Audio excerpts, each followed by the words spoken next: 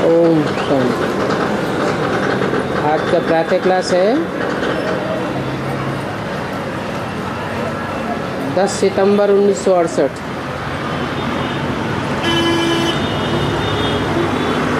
रूहानी बाप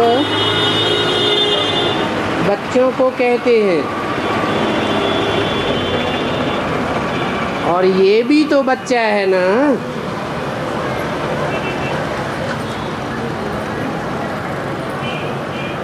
कौन? ब्रह्मा।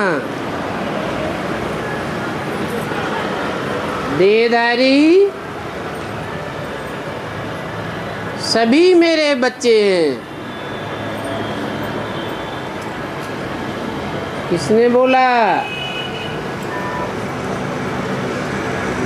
रूहानी बाप ने बोला।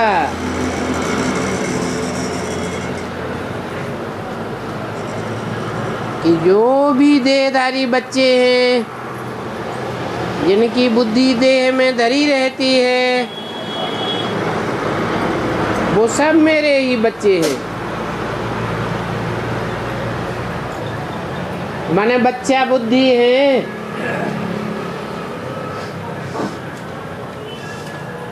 मैं रूहानी बाप हूँ। तो रूहानी बाप सभी आत्माओं को कहते हैं,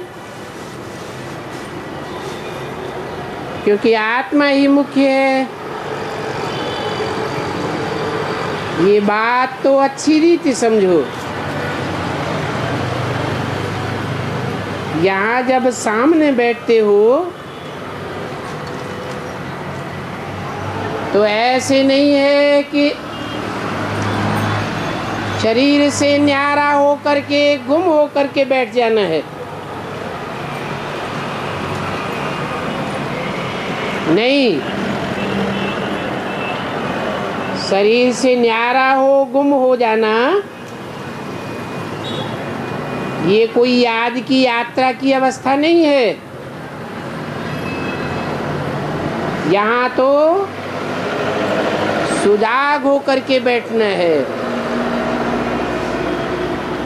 चलते फिरते, उठते बैठते अपन को आत्मा समझ बाप को याद करना।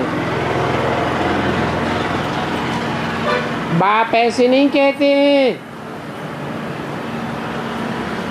कि यहाँ बैठ करके बेहोश हो जाओ।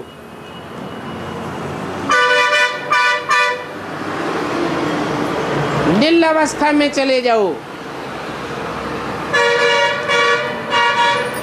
ऐसे बहुत हैं जो बैठे बैठे गुम हो जाते हैं। ये भी रंग है। बाप कहते हैं गृहस्थ व्यवहार में कमल फूल समान पवित्र रहना है तो जरूर सुजाग रहेंगे और फिर पवित्र भी बनना है।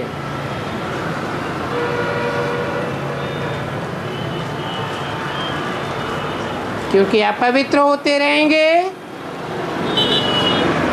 तो ज्ञान की धारणा नहीं होगी।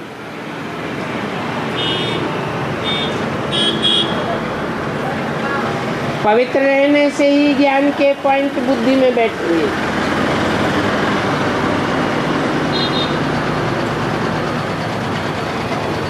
अगर आप पवित्र बने रहेंगे,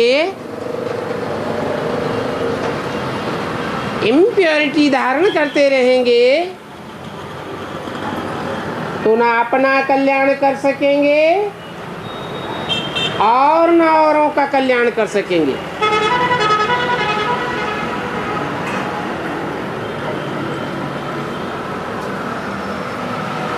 किसको भी बाबा की बातें बताए नहीं सकेंगे। जो पवित्र बनते नहीं हैं और दूसरों को कहते हैं तो उनको कहेंगे कि पंडित हो गया,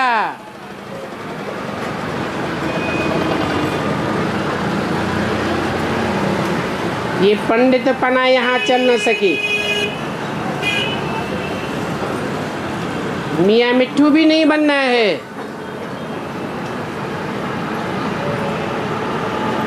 अगर मियाँ मिट्ठू बनते रहेंगे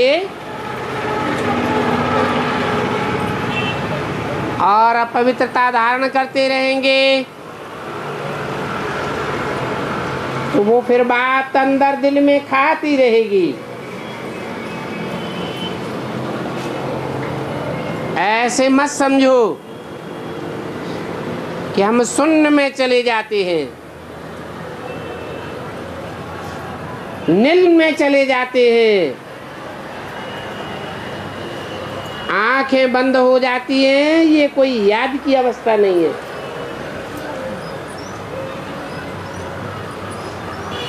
इसमें तो चैतन्य अवस्था में रहे बाप को याद करना है। ये नींद करना ये कोई याद की यात्रा नहीं है।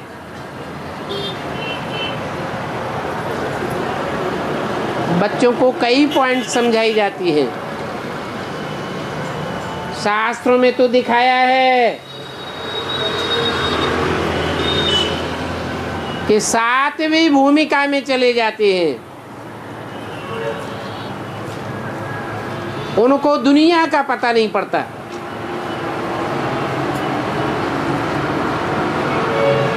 अभी तुमको तो दुनिया का पता होना चाहिए। जानते हो ये छी दुनिया है, और ऐसी दुनिया में बाप को कोई नहीं जानते है। अगर बाप को जाने तो सृष्टि के चक्र को भी जान जाएं।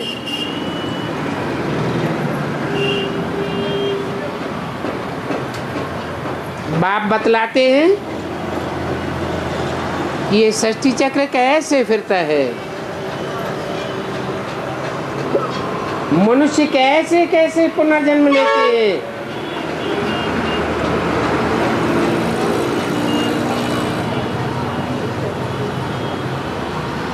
सतयुग में भला आयु बड़ी हो जाती है तो भी वहां कोई बदसूरत नहीं होते हैं।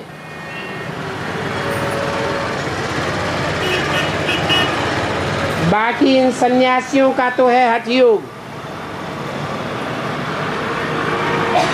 आंखें बंद कर लेना, गुफाओं में बैठ करके बदसूरत हो जाना। बाप तो कहते हैं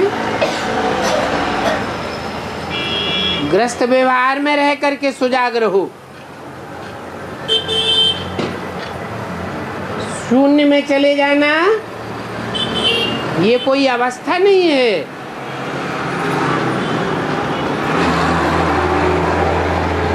धंधा आदि करना है, गृहस्थ व्यवहार संभालना है, शून्य में नहीं जाना है। काम काज करते भी बुद्धि से बाप को याद करना है।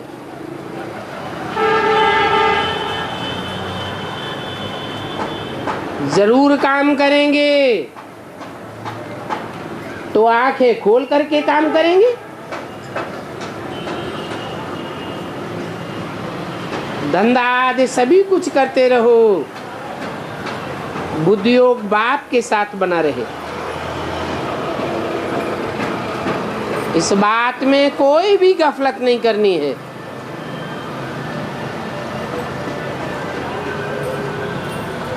दुकान पर बैठे आंखें बंद हो जाएंगी, कोई टिपर ही ले जावेगा, तुमको पता भी नहीं पड़ेगा। तो ये कोई अवस्था नहीं है। हम देह से न्यारे हो जाते हैं, यह हठयोगियों की बातें हैं। रिद्धि सिद्धि वाले ऐसे करते हैं। बाप तो अच्छी रीति बैठ समझाते हैं, इस राजयोग में आंखें बंद नहीं करनी है।